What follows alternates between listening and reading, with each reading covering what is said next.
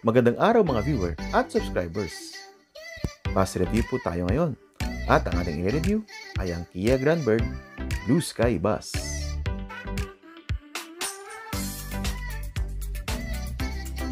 Narito po ang mga features ng bus na ito.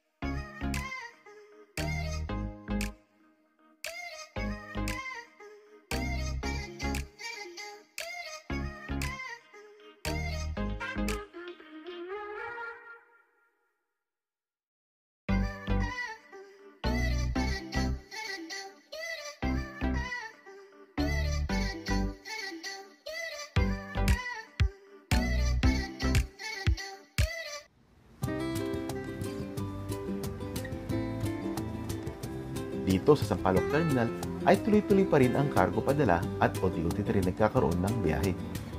Para sa schedule ng biyahe, magsadya lamang sa Sampaloc Terminal na matatagpuan sa kahabaan ng Pencio Street, Sampaloc, Manila.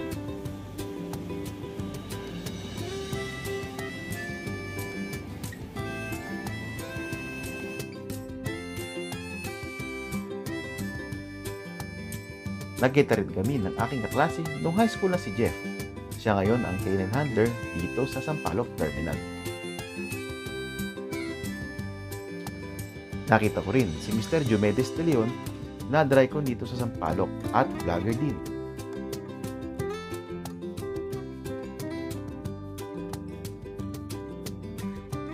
Panoorin ang kanyang mga vlog sa YouTube channel niya na De Leon Vlog.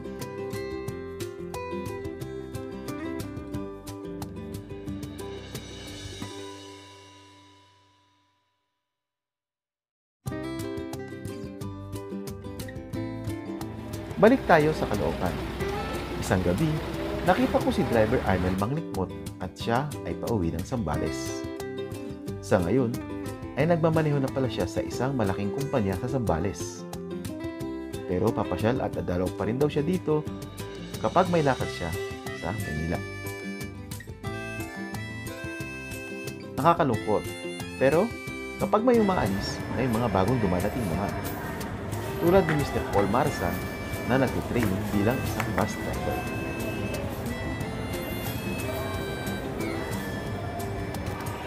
Yan. Nung nag-memorize ako, nung elementary, pinapalagay ng tatay ko sa ilalim ng unang yung i-memorize ko, yung libro, para daw madali namin ma-memorize.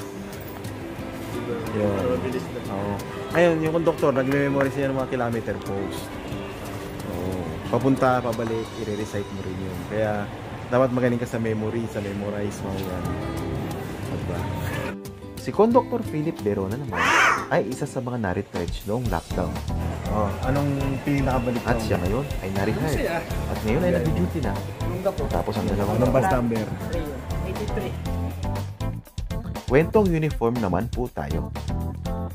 Ito ang disenyo ng uniform ng driver-conductor ng Victory Liner noong pumasok ako taong 2008. White polo at khaki pants.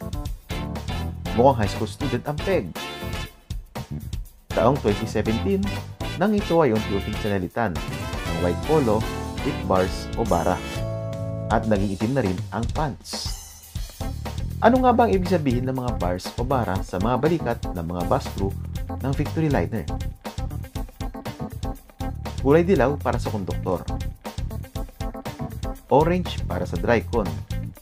Sila po ang mga driver na at konduktor pa na kadalasan ay Cagayan Valley ang biyahe. Red o pula naman para sa mga driver na hindi nangungonduktor at tanging nagdadrive lamang ng bus. Ang mga linya ng bara naman ay nagre-represent kung gaano na katagal sa serbisyo sa kumpanya ang isang bus crew. Halimbawa, kapag walang bara ay casual o probationary pa lamang. Kapag isang bara naman ay 6 na buwan hanggang 3 taon na siya sa serbisyo. Kapag dalawang bara ay 3 taon hanggang 5 taon na sa serbisyo. Kapag 3 bara ay 6 na taon hanggang 9 na taon na. At kapag 4 na ang kanyang bara, siya ay 10 at mahigit na taon sa serbisyo sa kumpanya. 5 disenyo ng uniforme ang pinagpilian noong taong 2017. Nagkaroon ng presentation ng mga bagong uniform sa harap ng mga kapwa-empleyado at executive committee at board of directors. At ang napili ay ang plain white. Rumampa din sa gala night ng ICATS noong taong 2017 ang mga teller, driver at conductor ng Victory Liner. Suot ang bagong disenyo ng uniform. Ang ICATS o International Cabin Attendants Training School ang nag-handle ng training ng mga driver at conductor pati na rin ang teller ng Victory Liner mula taong 2017 hanggang first quarter ng 2019. Noon pa man ay may regular ng training para sa mga teller, driver at conductor ang Victory Liner. Sa pagpasok ng ICATS bilang training handler, katuwang ng HR department ay hangad ng VLI na mabigyan ang frontliners ng kumpanya ng mas malawak na kaalaman, makabuluhan at mataas na antas ng napapanahong mga training na magagamit sa araw-araw na pakikisalamuha sa mga pasahero, customer, kapwa-empleyado, pamilya at sa sarili.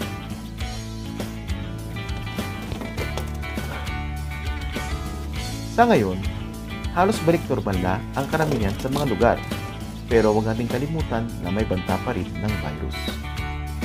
Huling hirit na rin ang tag-init. Sana makapag-swimming o makapamasyal man lamang ulit.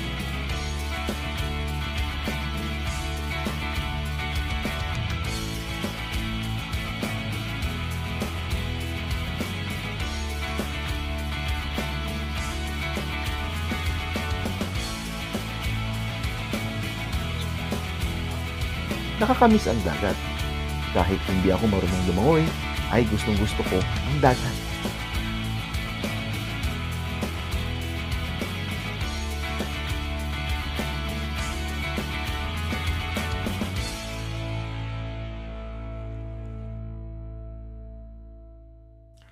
Pero sa ngayon, dito muna tayo sa Baywalk sa Manila Bay mamasyal. Natsambahan ko ang sunset nung minsan na ako ay nagpunta sa Ross Boulevard. Nais kong makita ng malapitan ng Dolomite Beach, pero ito pala ay sarado pa sa publiko nung ako ay nagpunta doon. Kaya, yung sunset na lang ang enjoy ko.